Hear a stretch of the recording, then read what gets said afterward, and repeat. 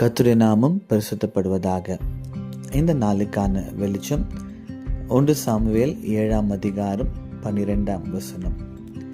அப்பொழுது சாமுவேல் ஒரு கல்லை எடுத்து மிஸ்பாவுக்கும் சேக்கும் நடுவே நிறுத்தி, இம்மட்டும் கர்த்தர் எங்களுக்கு உதவி செய்தார் என்று சொல்லி அதற்கு எபினேசர் என்று பெயரிட்டார்.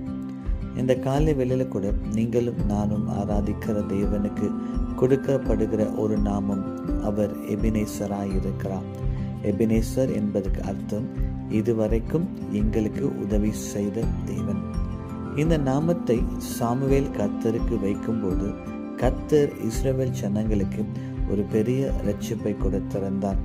பெலிஸ்தேர் சேனை இஸ்ரவேல் ஜனங்களுக்கு விரோதமாய் வந்தது. அப்போ இஸ்ரவேல் ஜனங்களுக்கு பாதுகாக்க ஒரு ராஜா இல்லை, அவங்களுக்கு ஒரு பெரிய சேனை இல்லை, அவர்கள் யுத்தத்தில் பழக்கவிக்கப்பட்டவர்களும் அல்ல.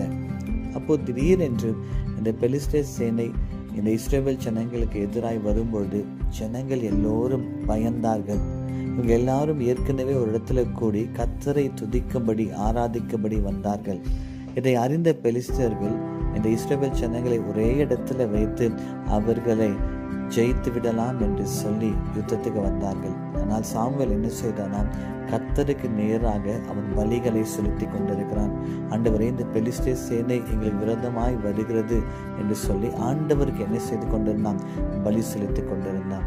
கர்த்தருக்கு பலி செலுத்தும் பொழுது கர்த்தர் இடி முழக்கத்திலிருந்து கர்த்தர் ஒரு பெரிய சத்தத்தை உண்டு பண்ணி இந்த பெலிஸ்தேர் சேனையை கலங்கடித்தார். இஸ்ரவேல் ஜனங்களோ இந்த பெலிஸ்தேர் சேனையை ஜெயம் பெற்றார்கள். அப்ப கர்த்தர் இஸ்ரவேல் ஜனங்களை ஒரு ராஜா இல்லாமல், ஒரு ராஜ்யம் இல்லாமல், ஒரு இராணுவம் இல்லாமல் கர்த்தரே என்ன செய்தாரா?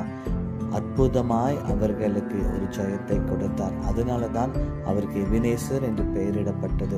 நம்முடைய வாழ்க்கையில கூட ஒருவேளை நாம் சந்தித்து கொண்டிருக்கிற இந்த பண பிரச்சனை பார்க்கும்போது, நம்முடைய வாழ்க்கையில இப்போது இருக்கிற இந்த வியாதியை பார்க்கும் பொழுது, நம்முடைய வாழ்க்கையில இருக்கிற இந்த பலவீனத்தை பார்க்கும்போது, நம்முடைய வாழ்க்கையில இருக்கிற இந்த தேவையை பார்க்கும்போது, நான் பலவீனனை போல, நமக்கு ஒன்றுமே இல்லாததை போல தெரியலாம்.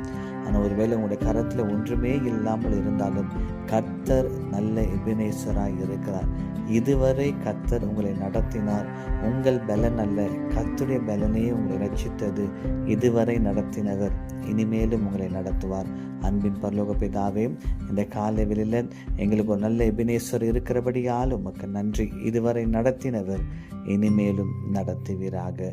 இயேசுவின் நாமத்தில் பிதாவே, ஆமேன், ஆமேன்.